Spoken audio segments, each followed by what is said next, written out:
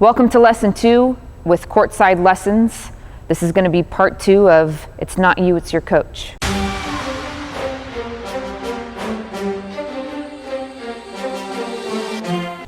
So we left lesson 1 off with what is the player's role in all of this? To be coachable, right? So what does it actually mean to be coachable? First is you have to believe that you can get better.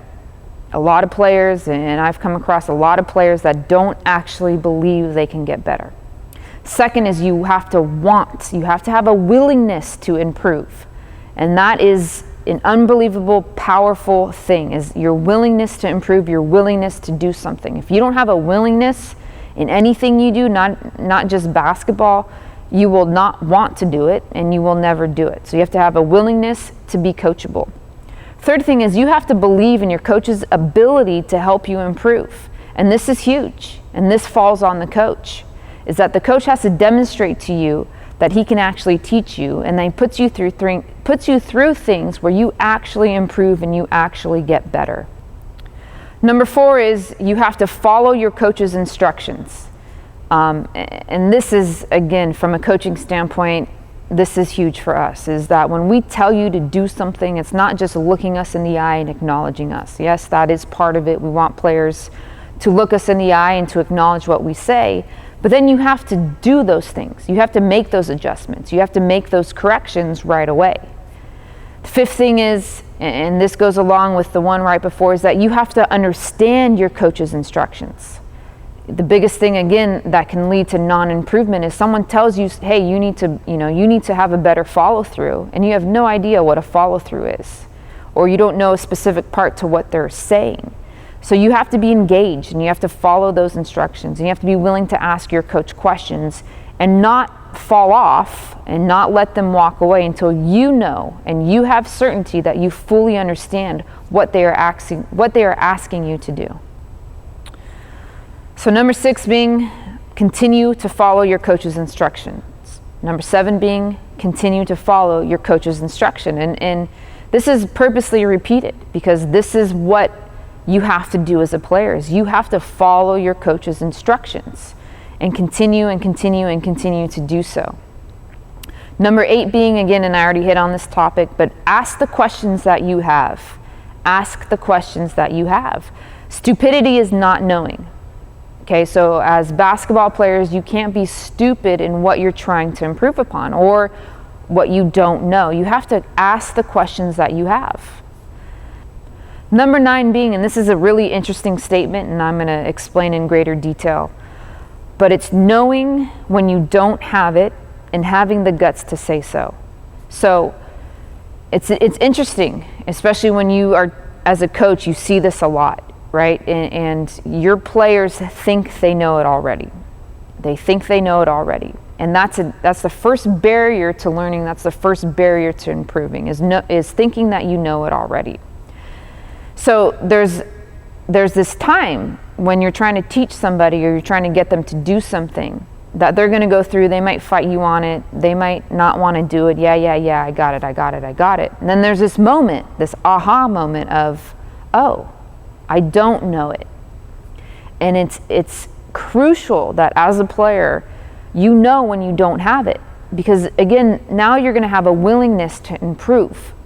If you know you're the greatest player and you know that you're the best shooter in the gym or the best shooter, there's not this willingness to improve. When you know and there's something that you want to get better at that you know you don't know how to do, there's a willingness to improve. So you have to know when you don't know something, and then you have to have the guts to say so. You can't be embarrassed, you can't be shy, you can't be ashamed. You have to just be willing to be in communication with your coach and ask questions and get them to teach you these certain things. Number 10 being knowing when you improve.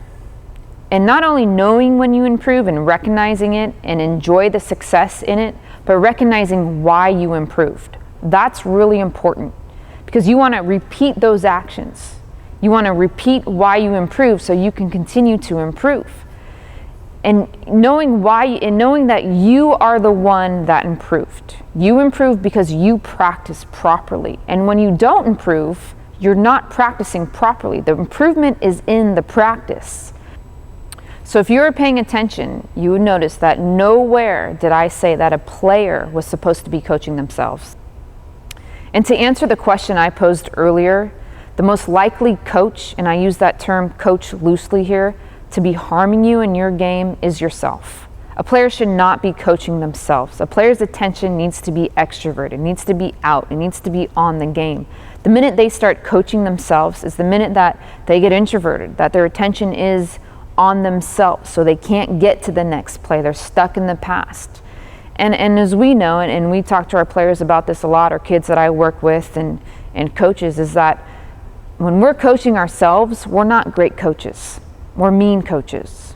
Okay, we can degrade ourselves. We can call ourselves failures. We can do all these things that sticks our attention in the past and never allows us to move forward. And if you really want to raise your game up, then recognize that there's no excuse for not improving, that there is nothing that you can't improve upon. So if you're not improving in any area of your game that you're practicing in, know that it's in the practice. It's not in your physique. It's not that I'm too small. It's not that I'm too big. It's not that I can't. It's in the practice. Somewhere in the practice, that practice is failing you. And that's a part that you really need to recognize as a player. And coaches, you really need to recognize that as a coach. If your players are not getting better, it's you.